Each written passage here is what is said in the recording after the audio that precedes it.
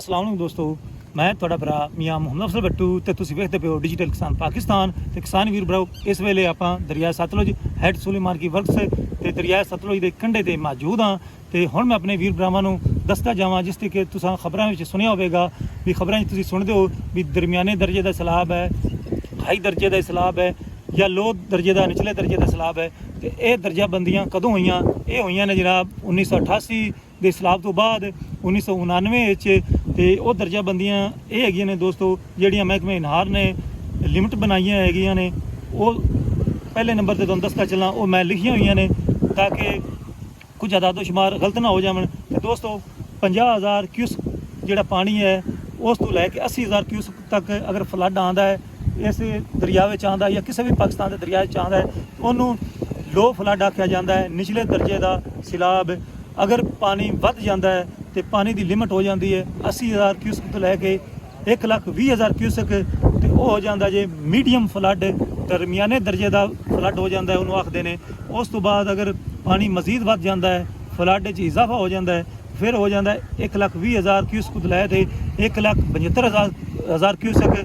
ਉਸ ਨੂੰ ਕਹਿੰਦੇ ਨੇ ਹਾਈ ਫਲੱਡ, ਵੀ ਹਾਈ ਦਰਜੇ ਦਾ ਚੋਖਾ ਸੈਲਾਬ ਆ ਗਿਆ ਦੋਸਤੋ। ਇਸ ਤੋਂ ਇਲਾਵਾ ਅਗਰ ਮਜ਼ੀਦ ਸੈਲਾਬ ਆਉਂਦਾ ਹੈ ਤਾਂ ਫਿਰ ਅਦਾਦੋ ਸ਼ੁਮਾਰ ਵਿੱਚ ਮਜ਼ੀਦ ਵਾਧਾ ਘਾਟਾ ਕਰਦੇ ਨੇ। ਅਗਰ 1,75,000 ਨੂੰ ਕ੍ਰਾਸ ਕਰਦਾ ਹੈ ਤੇ 2,25,000 ਕਿਊਸਕ ਤੱਕ ਪਹੁੰਚਦਾ ਹੈ ਤੇ ਵੈਰੀ ਹਾਈ ਫਲੱਡ ਇਸ ਨੂੰ ਆਖਿਆ ਜਾਂਦਾ। ਜਿਹੜਾ ਆਖਰੀ ਇੱਕ ਤਰ੍ਹਾਂ ਦਾ ਦਰਜਾ ਬਚਦਾ ਉਹ ਹੈਗਾ 2,25,000 ਕਿਊਸਕ ਤੋਂ ਲੈ ਕੇ ਅਬਵ। ਉਹਦੇ ਵਿੱਚ ਫਿਰ ਲਿਮਟ ਨਹੀਂ ਹੈਗੀ, 4 ਲੱਖ ਕਿਊਸਕ ਹੈ, 8 ਲੱਖ ਕਿਊਸਕ ਹੈ, ਜਿੰਨਾ ਵੀ ਹੈਗਾ ਉਸ ਨੂੰ ਫਿਰ ਕਹਿੰਦੇ ਨੇ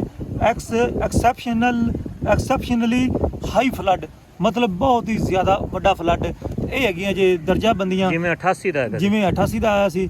ਲੇਕਿਨ ਹੁਣ ਆਪਾਂ ਇੱਕ ਦੁਆ ਹੀ ਕਰ ਸਕਦੇ ਹਾਂ ਵੀ ਅੱਲਾਹ ਤਾਲਾ ਰਹਿਮ ਫਰਮਾਵੇ, ਮੌਸਮ ਵੀ ਠੀਕ ਹੋ ਜਾਵੇ ਤੇ ਇਹ ਜਿਹੜਾ ਪਾਣੀ ਤੁਸੀਂ ਵੇਖਦੇ ਪਏ ਹੋ ਵਹਿੰਦਾ ਪਿਆ ਹੈਗਾ ਇਹ ਘੱਟ ਤੋਂ ਘੱਟ ਤਬਾਹੀ ਮਚਾਵੇ। ਤੇ ਸਾਡੀ ਜਿਹੜੀ ਇੰਤਜ਼ਾਮੀਆ ਤੇ ਸਾਡੇ ਜਿਹੜੇ ਲੋਕ ਨੇ ਉਹ ਆਪਣੀ ਮਦਦ ਆਪ ਵੀ ਤਹਿਤ ਤੇ ਬਾਕੀ ਵੀ ਜਿੰਨੇ ਵੀ ਕਿਸਾਨ ਵੀਰ ਭਰਾ ਹੈਗੇ ਨੇ ਉਹ ਵੀ ਇੱਕ ਦੂਜੇ ਦੀ ਹੈਲਪ ਕਰਨ ਤਾਂ ਕਿ ਇਸ ਮੁਸੀਬਤ ਦਾ ਮੁਕਾਬਲਾ ਕੀਤਾ ਜਾ ਸਕੇ। ਦਰਜਾਬੰਦੀਆਂ ਦੇ ਨਾਲ ਨਾਲ ਮੈਂ ਆਪਣੇ ਵੀਰ ਭਰਾਵਾਂ ਦੇ ਇਲਮ 'ਚ ਇਜ਼ਾਫਾ ਕਰਦਾ ਚੱਲਾਂ ਵੀ ਅੱਜ ਤੋਂ ਪਹਿਲਾਂ ਜਿਹੜੇ 7 ਵੱਡੇ ਸੈਲਾਬ ਆਏ ਸਨ ਉਹ ਕਿਹੜੇ ਸਾਲਾਂ ਵਿੱਚ ਆਏ ਸਨ ਤੋਂ ਕਿੰਨੇ ਕਿਊਸਕ ਹੈਗੇ ਸੀ।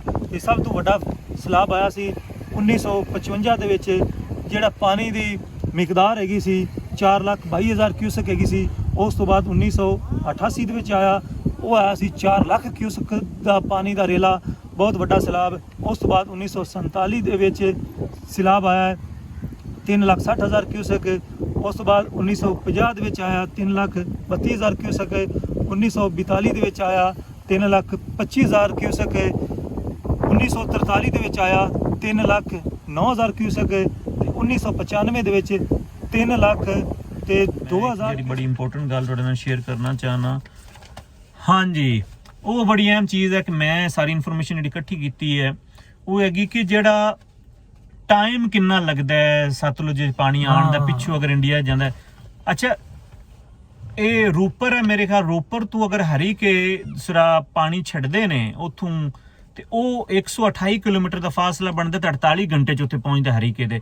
ਹਰੀਕਿਆਂ ਤੋਂ ਫਿਰੋਜ਼ਪੁਰ ਜਿਹੜਾ ਹੈ ਨਾ ਜੀ ਉਹ 24 ਘੰਟਿਆਂ 'ਚ ਪਹੁੰਚਦਾ ਪਾਣੀ, ਉਹ ਜਿਹੜਾ ਕਿ 64 ਕਿਲੋਮੀਟਰ ਬਣਦਾ ਹੈ।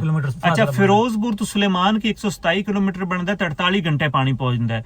ਸੁਲੇਮਾਨ ਕੀ ਤੋਂ ਹੈਡ ਇਸਲਾਮ 193 ਕਿਲੋਮੀਟਰ ਬਣਦਾ ਜਿਹੜਾ ਕਿ 72 ਘੰਟੇ ਪਹੁੰਚਦਾ ਤੇ ਇਸਲਾਮ ਤੋਂ ਪੰਜਨਦ ਦੇ ਜਿਹੜਾ ਉਹ 238 ਕਿਲੋਮੀਟਰ ਬਣਦਾ ਤੇ ਉਹ ਕਿ 72 ਘੰਟਿਆਂ 'ਚ ਪਹੁੰਚਦਾ। ਅੱਛਾ, ਇੱਕ ਜਿਹੜੀ ਹੈ ਇਹਦੇ 'ਚ ਇਹ ਕੋਈ ਟਾਈਮ ਜਿਹੜਾ ਇਰੀਗੇਸ਼ਨ ਡਿਪਾਰਟਮੈਂਟ ਤੇ ਬਾਅਦ ਕਦੇ ਅੱਗੇ ਪਿੱਛੇ ਵੀ ਹੋ ਸਕਦਾ, ਮੌਸਮੀ ਸੂਰਤ-ਹਾਲ ਅਗਰ ਮਿਸਾਲ ਤੋਂ ਬਹੁਤ ਜ਼ਿਆਦਾ ਬਾਰਿਸ਼ਾਂ ਹੋ ਰਹੀਆਂ ਨੇ ਤੇ ਜਲਦੀ ਵੀ ਪਹੁੰਚ ਸਕਦਾ। ਅੱਛਾ, ਇਹ ਜਿਹੜੇ ਨਾ ਇਹ ਅਖਰਾਜ ਹੁੰਦਾ ਪਿਆ ਜੇ ਜਿਹਨੇ ਅੱਗੇਲੇ ਇਲਾਕਿਆਂ ਨੂੰ ਇਹ ਥੱਲੇ ਵਾਲੇ ਪਾਸੇ ਕਾਫੀ ਨੁਕਸਾਨ ਜਿਹੜਾ ਪਾਣੀ ਪਹੁੰਚਾਉਂਦਾ ਪਿਆ ਤੇ ਦੁਆ ਕਰੋ ਤੇ ਖੁਦ ਵੀ ਇੱਕ ਦੂਸਰੇ ਦੀ ਹੈਲਪ ਕਰੋ। ਤੇ ਬਾਕੀ ਸਾਡੀ ਜਿਹੜੀ ਇੰਤਜ਼ਾਮੀਆ ਹੈ ਉਹ ਵੀ ਹਾਈ ਅਲਰਟ ਹੈ ਤੇ ਉਮੀਦ ਕਰਨੇ ਆ ਵੀ ਇਸ ਮੁਸੀਬਤ ਦਾ ਮੁਕਾਬਲਾ ਰਲ ਮਿਲ ਕੇ ਕੀਤਾ ਜਾਵੇਗਾ। ਤੇ ਦੁਆ ਕਰੋ ਕਿ ਅੱਲਾਹ ਤਾਲਾ ਮੌਸਮ ਨੂੰ ਵੀ ਠੀਕ ਰੱਖੇ ਤੇ ਇਸ ਮੁਸੀਬਤ ਤੋਂ ਸਾਡੀ ਜਾਨ ਛੁਡਾਵੇ। ਤੇ ਹੁਣ ਮੈਂ ਆਪਣੇ ਵੀਰ ਭਰਾਵਾਂ ਤੋਂ ਲੈਣਾ ਇਜਾਜ਼ਤ, ਤੁਹਾਡਾ ਭਰਾ ਮੀਆਂ ਮੁਹੰਮਦ ਅਫਜ਼ਲ ਬੱਟੂ। ਅੱਲਾਹ ਹਾਫਿਜ਼, ਪਾਕਿਸਤਾਨ ਜ਼ਿੰਦਾਬਾਦ।